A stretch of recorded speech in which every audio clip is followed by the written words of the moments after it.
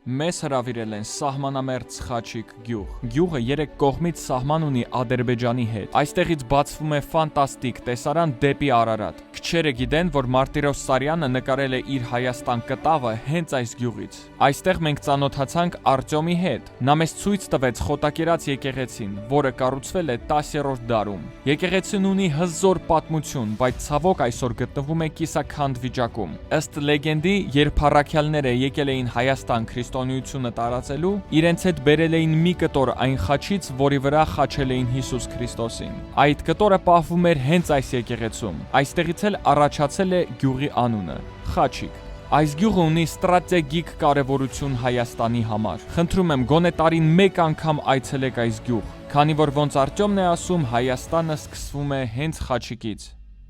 Հայաստանում կա 953 գյուղ, եւ մենք որոշեցինք ձեզ ցույց տալ բոլոր գյուղերը, եւ Խաչիկը մեր առաջին գյուղն էր։ Անպայման լայքեք, որ նյութը տարածվի, եւ գրանցվեք Մտքարան Ակադեմիայի էջին, որ բաց չթողնեք մյուս նյութը։ Շնորհակալություն։